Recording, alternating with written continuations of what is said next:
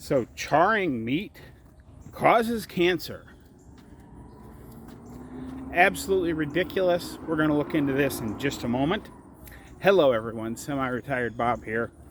I talk about the carnivore diet, all things related to the carnivore diet, and miscellaneous odds and ends. We're going to jump right into it today because we have quite a bit to talk about. It is Tuesday. I'm out here getting my morning walk in. It's a beautiful day. Hard to believe that we're coming down on the end of July already. I've only got 2 more full weekends of work at the miniature golf course because school is getting ready to start here. It just gets earlier and earlier every year. But anyway, I've been working on this all weekend because I don't remember what Facebook group it was. I was looking at one of the Facebook groups that I follow, and there were all these people talking about how charred meat can cause cancer. And I thought, well, I know that's ridiculous, but I don't remember the reasons why it was ridiculous. So, over the course of the weekend, in between working, I went on a little investigative trail as well. Basically, I went back and rewatched some videos that I knew were out there. Professor K talked about this, but the main thanks for today's video, of course, has to go to Dr. Barry, who did a really good video about this. And I'm just going to cover a couple of the points that you need to know, because we've all heard this stupid, ridiculous thing that charring meat causes cancer. And the main thing that I want to talk about with that today is, as we all know, I'm not a huge fan of mouse and rat studies, and neither should you be. Well, the study that lights up this narrative that we still see people talking about today, because it was in the headlines quite a bit a few years ago when this study came out. Well, it turns out that there are possibly a few things. I'm not going to try and get into the chemical names, but there's 3 or 4 chemicals that get created when we char meat. And they gave these chemicals to mice and rats. And the mice and the rats all developed cancer. So that means that there's probably a pretty good reason for their conclusions. Well, not so fast, my friends.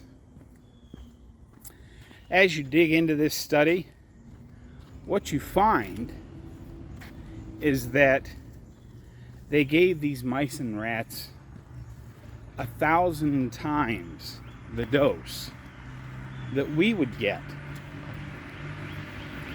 if we had just one charred steak. So,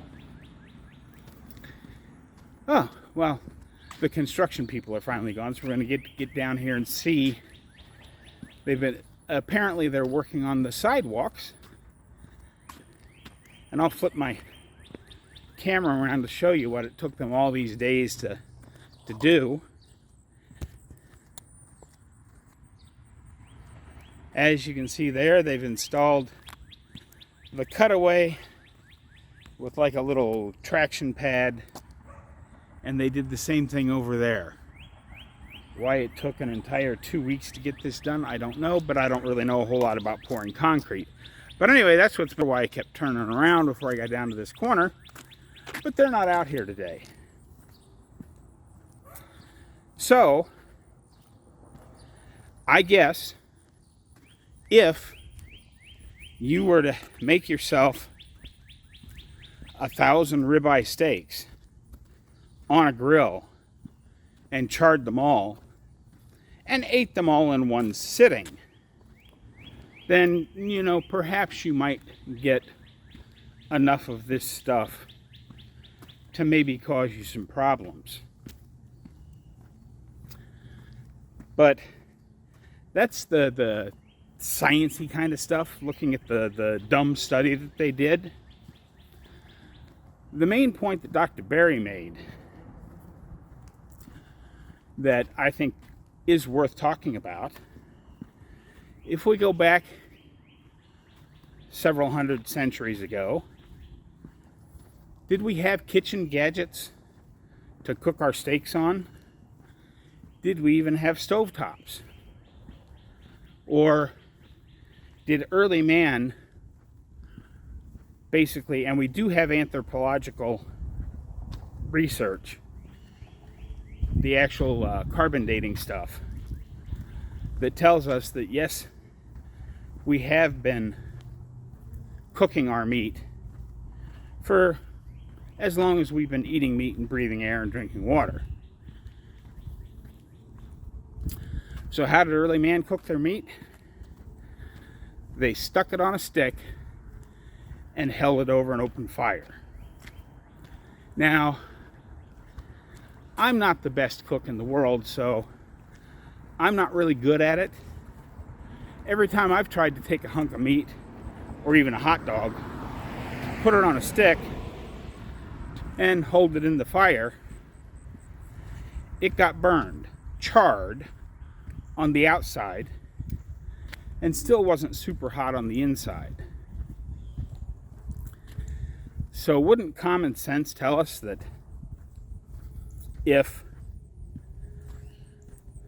eating meat that way was actually bad for us, would we still be here as a species? I don't think so. One of the other little sciencey things, as you all know, if you've studied any type of anatomy and physiology or just watched a bunch of YouTube videos, we all have pathways that clear certain things we're not supposed to have out of our system. That's, you know, because we all do stupid stuff, or a piece of meat is bad or whatever, but we didn't know it. Our body has a way to cleanse and detoxify itself. Well, I find it interesting that of all mammals, humans have twice as much capability to cleanse these things that are made when you char your meat, to clean those out of your system, over any other mammal. Twice as much. It's almost like we were designed to eat charred red meat. Imagine that.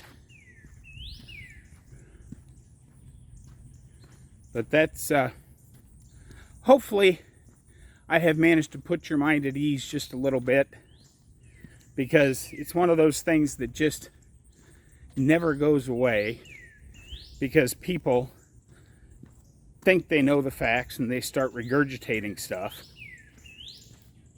That's why I didn't rush right out and make this video when I saw that on Thursday. I waited till now because I wanted to sort of know what I was talking about. But I'm also out here getting my walk in a little early, because I've got, today is my annual checkup with the cardiologist. So hopefully I'll have something more to report in Thursday's video, because I've got my live stream with Dave Mack tomorrow night. If you haven't subscribed yet, go ahead and subscribe. Drop down in the comments. Say hi, Bob. Hit that thumbs up. All these things help me get the word out that it's never too late to change your life. But that's what I've got for you today, folks. Hopefully some of what I said today made sense. Don't forget, get out there, be 1% better. Today, tomorrow, every day. Have a great day, folks. I'll see you in the next one.